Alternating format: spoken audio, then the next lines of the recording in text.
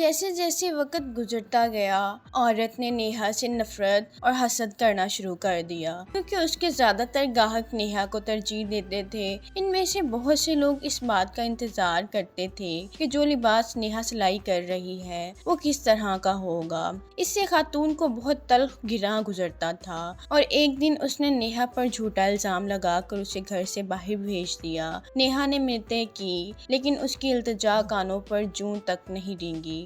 وہ عورت کے گھر سے نکلی اور گھر واپس جانے کی قابل نہیں تھی۔ اس کے پاس رہنے کے لیے کوئی بھی ٹھکانہ نہیں تھا۔ اس نے اوم کو یاد کیا اور اسے فون کیا۔ ہیلو، میں کس سے بات کر رہا ہوں؟ یہ تمہاری دوست نیہا ہے۔ انہوں نے خوشامد کا تبادلہ کیا اور نیہا نے اس سے مدد کے لیے کہا، میرے پاس جانے کے لیے کہیں اور نہیں جگہ ہے۔ میرے مالک نے مجھ پر جھوٹا الزام لگا کر مجھے اس گھر سے بھی باہر بھیج دیا۔ براہ کرم کیا آپ میری مدد کر سکتے ہیں؟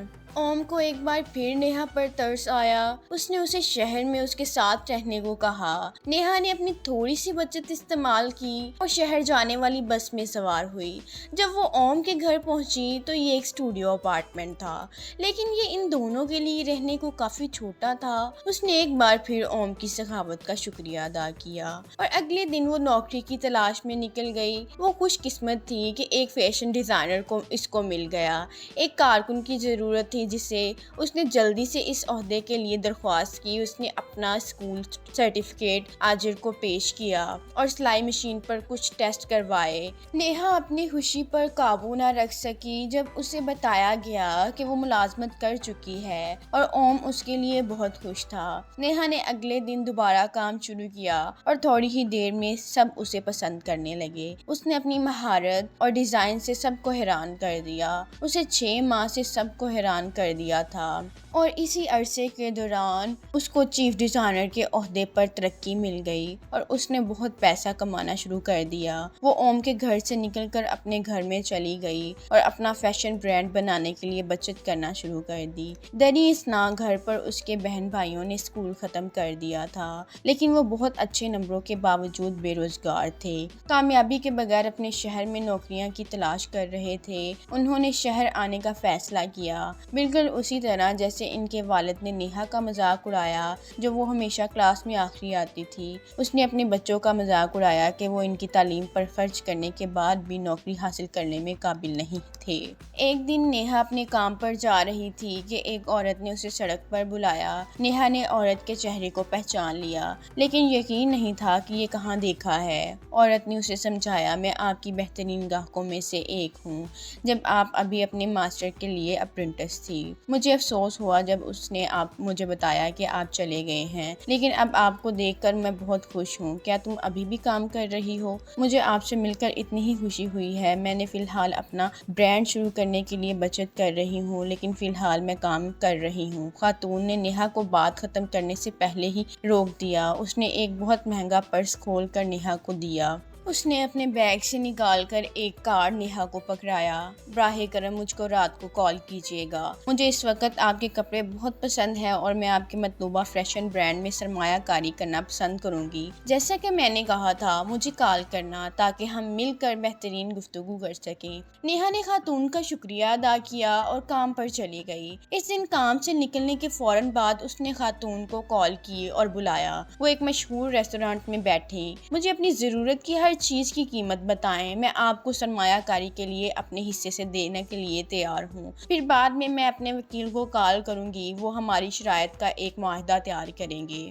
نیہا کو اپنے کانوں پر یقین نہیں آ رہا تھا۔ اس نے عورت کا بہت شکریہ ادا کیا اور عورت کو ان چیزوں کی فہرست دے دی جو اس نے پہلے لکھی تھی۔ خاتون فہرست لے کر گھر چلی گئی اور اگلے دن اس نے نیہا کو اپنے وکیل سے ملنے کے لیے بلایا تاکہ کچھ دستاویز پر دستخط کیے جائیں اور رقم بھی وصول کی جائے۔ کچھ مہینوں بعد نیہا نے اپنا فیشن برانڈ شروع کیا۔ وہ ایک قومی احساس بن گیا۔ بہت سے لوگوں نے اس کی سرپرستی کی اور اس کے پاس بہت بہت سے اپرینٹس تھے۔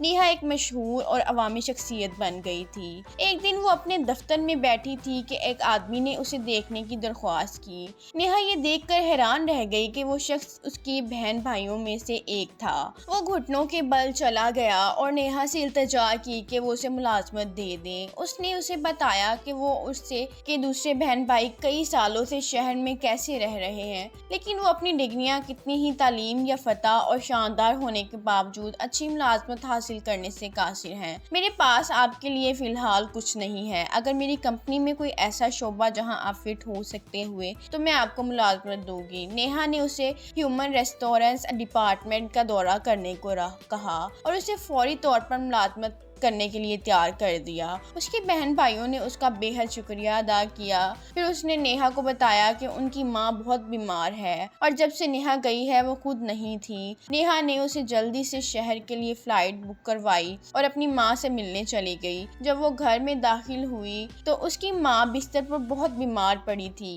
نیہا نے اس کے لیے جھک کر اس کا ہاتھ تھام لیا۔ ماما، مجھے افسوس ہے کہ میں واپس آئے بغیر ہی چلی گئی، پلیز مجھے معاف کر دیں۔ اس کی آنکھوں سے آنسو بہہ رہے تھے۔ نیہا نے اپنی ماں سے معافی کی التجا کی۔ اس کی ماں نے دھیرے سے اپنا سر موڑ لیا اور اپنی پوری طاقت کے ساتھ اس نے نیہا سے کہا، مجھے معافی مانگنی چاہیے، تمہیں نہیں۔ مجھے بہت افسوس ہے، میں نے تمہیں بہت ناراض کیا۔ میری بیٹی، تمہارا حیاتاتی باپ مر گیا ہے۔ تم سے جھوٹ بولا، وہ تمہارا بایولوجیکل باپ نہیں تھا۔ جب تم بہت چھوٹی تھی تو تمہارا بایولوجیکل باپ فوت ہو گیا تھا۔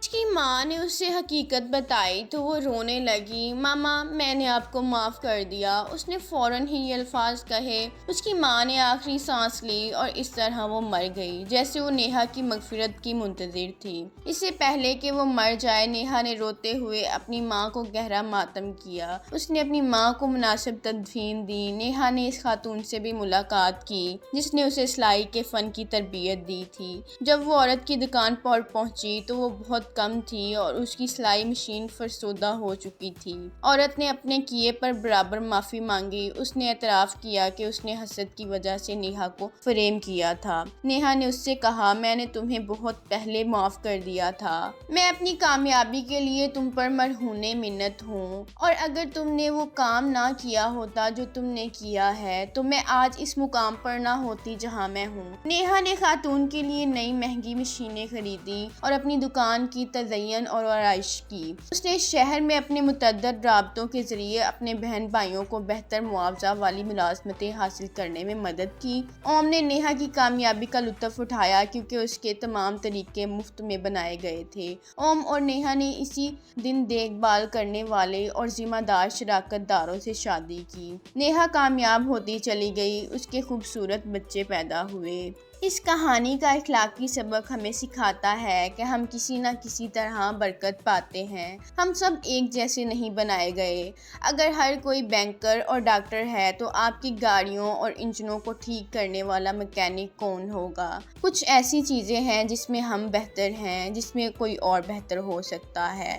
لہٰذا آپ زندگی میں جس چیز سے بھی گزر رہے ہیں اسے ایک ایسے مرحلے کے طور پر دیکھیں جس سے آپ کو اپنی منزل مقصود تک پہنچنے کے لیے گزرنا ہوگا۔